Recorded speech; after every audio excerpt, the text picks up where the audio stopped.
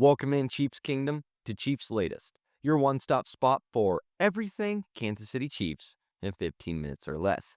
It is your host, Calvin Silvers. Welcome in. Happy Friday. I hope everyone had a safe and fun Christmas day.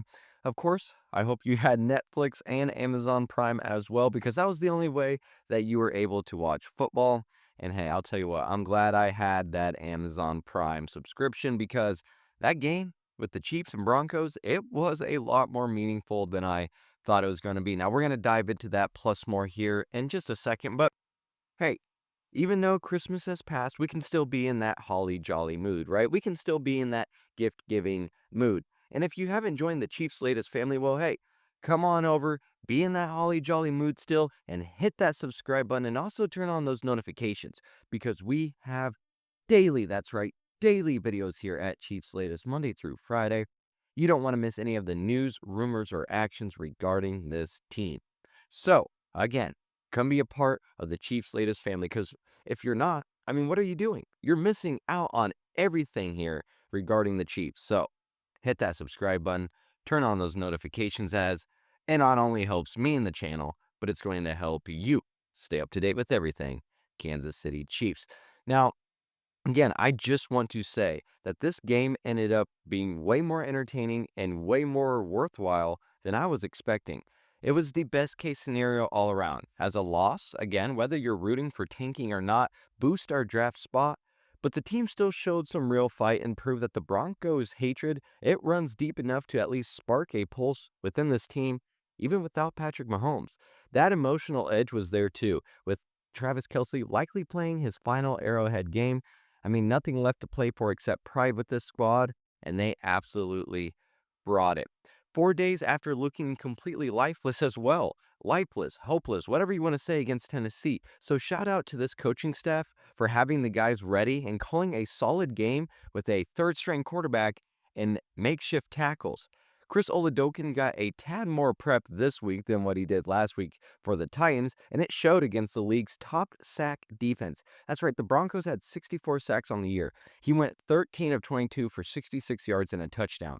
But the real impressor was his off-schedule creation with his legs. He kept plays alive, and he was making something out of nothing here and there.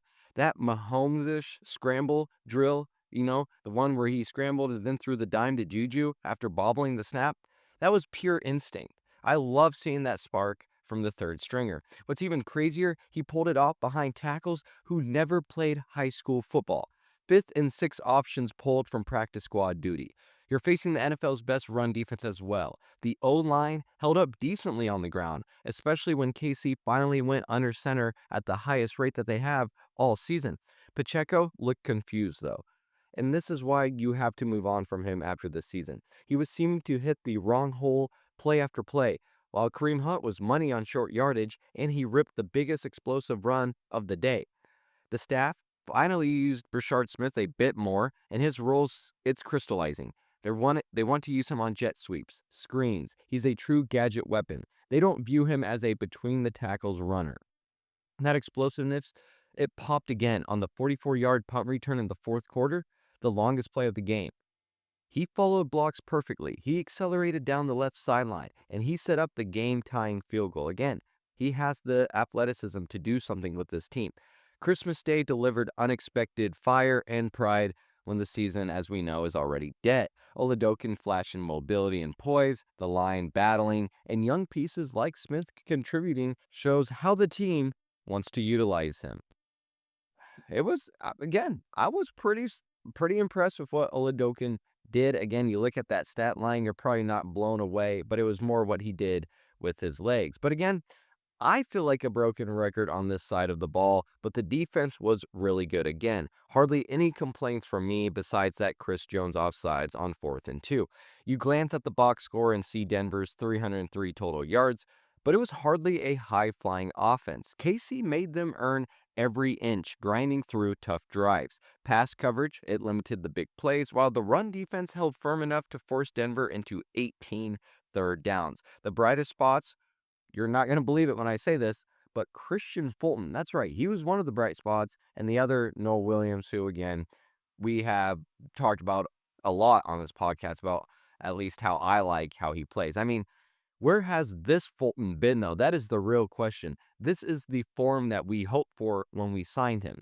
He's been a healthy scratch most of the season, but in week 17, he seemed to be everywhere. He was tipping passes. He was making late breakups. I mean, he finished with 3 disruptions at the catch point, and this secondary got their hands on 5 total passes. His tip led to the big play, and that late breakup helped set up the interception, finally showing why he was brought in. Then Williams, he kept up his aggressive style.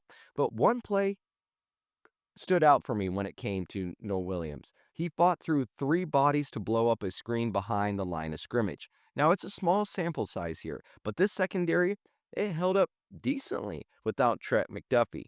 Now, we know cutting Fulton would free up $8 million in the cap, but now, is he going to make the Chiefs think deeper about letting him go, about cutting him? But again, that would save you $8 million in cap.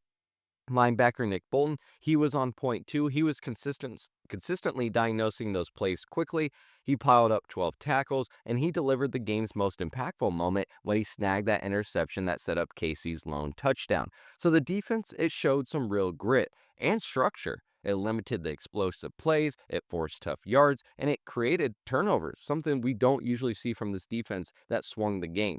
Bolton and Williams, they were flashing. They looked good. And that means that there's going to be some tough decisions on cuts when it comes to the secondary. And it might not just be, do you cut Fulton?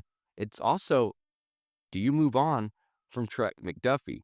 Again, Brett Beach and this team is going to have a lot to think about with the secondary, especially if they play good against the Raiders. Well, there's a ton to sort out this offseason, as we've been talking about, but draft position, it's climbing the list fast, as the Athletic now gives us about a 75% chance to land a top 10 pick, with the likely range sitting 9 through 11 and a shot at number 8 if the things break our way. Now, losing to Denver was step one, as now we turn to the other 6 and 9 teams slotted ahead. Atlanta, whose pick belongs to the Rams, and Miami, they play the Rams on Monday night. So an upset Falcons win would help us big time. Miami facing Tampa Bay, root hard for the Dolphins to pull it out. If both the Falcons and Dolphins win, Kansas City, they're going to jump into that top 10 spot. Throwing in a Bengals win over Arizona, they're 5 and 10, and we're leapfrogging Cincinnati too for number 9. That sets us up entering the final week with a top 9 pick and a shot at number 8 if the Saints win their last 2. So, recap here for you tank truthers. Week 17, the rooting interest are Falcons, Dolphins, Bengals, and we want the Saints. The Christmas loss to Denver, it kicked off the climb. And favorable results this weekend could lock up a top 10, maybe top 9 pick, which is huge for addressing those premium needs that we've been going through week by week. So we're going to continue that. With the Chiefs potentially climbing as high as number 8, the draft menu, it gets a lot more exciting. There's a lot of better options that you can choose from. So let's quickly run down some names that we've hit before that could realistically fall in that range. This offense is starving for an explosive 3-down back who actually scares defenses, and Notre Dame's Jeremiah Love is exactly that. Elite vision, real receiving juice, and legitimate home run speed.